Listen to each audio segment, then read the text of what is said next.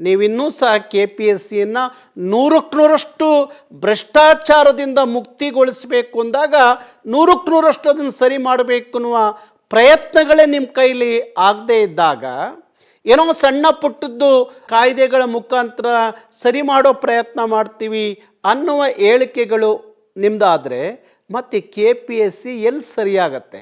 ಇದು ಒಂದು ಕಡೆ. ಮತ್ತು ಈಗ ಆಗಿರುವ ಅನ್ಯಾಯದ ಬಗ್ಗೆ ನೀವ್ಯಾರೂ ಮಾತಾಡ್ತಾ ಇಲ್ಲ.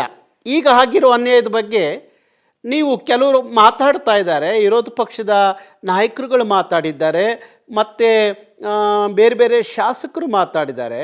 ಆದರೆ ಇವತ್ತು ಆಗಿದೆಯಲ್ಲ ಅನ್ಯಾಯ, ಆ ಮಕ್ಕಳಿಗೆ ಯಾರು 76,000 ಜನ ಕನ್ನಡದ ಮಾಧ್ಯಮದಲ್ಲಿ ಓದ್ಕೊಂಬಂದಂಥ ಮಕ್ಕಳಿಗೆ ತಪ್ಪು ಪ್ರಶ್ನೆಗಳನ್ನು ಕೊಟ್ಟು ಅವ್ರನ್ನ ಗೊಂದಲದ ಗೂಡು ಮಾಡಿ ಅವ್ರನ್ನ ಇವತ್ತು ಬೀದಿಗೆ ನಿಲ್ಲಿಸಿದಾರಲ್ಲ KPSC.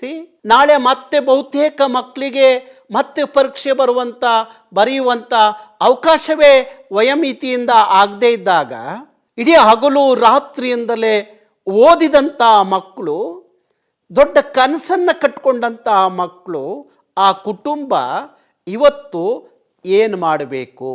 ಅಷ್ಟೊಂದು ಜನ ಮಕ್ಕಳು ಅವರು ಮಾಡದ ತಪ್ಪಿಗೆ ಅನ್ಯಾಯ ಆಗಿ ಬೀದಿಯಲ್ಲಿ ನಿಂತಿದ್ದಾರಲ್ಲ, ಅವ್ರಿಗೆ ನ್ಯಾಯ ಕೊಡಿಸುವಂಥ ಕೆಲಸ ನಿಮ್ಗಳ್ದು ಎಲ್ಲರದ್ದು ಆಗಬೇಕು ಅಂತ ಹೇಳಿ ನಾನು ನಿಮ್ಮನ್ನು ವಿನಂತಿ ಮಾಡ್ಕೋತೀನಿ.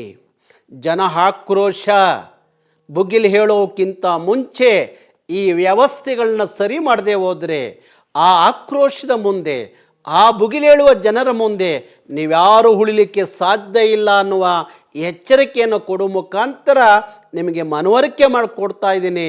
ನಮಸ್ತೆ ಕನ್ನಡಿಗರೇ, ಎಲ್ಲಿವರೆಗೂ ಸಹಿಸ್ಕೊಂಡು ಕೂತ್ಕೋಬೇಕು? ನೀವು ಯಾತಕ್ಕೆ ಸಹಿಸ್ಕೋಬೇಕು?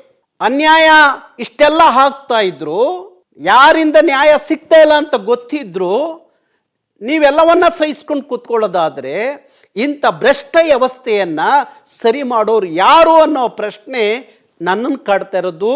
ಅದಕ್ಕಾಗಿ ಹೇಳ್ತಾ ಇದ್ದೀನಿ, ಜನ ತಾವು ಇಂಥ ವ್ಯವಸ್ಥೆಯನ್ನು ಸಹಿಸ್ಕೊಂಡು ಕೂತ್ಕೋಬೇಡಿ ಅಂಥೇಳಿ ನಿಮ್ಮಲ್ಲಿ ಮನವಿ ಮಾಡ್ತಾ ಇದ್ದೀನಿ.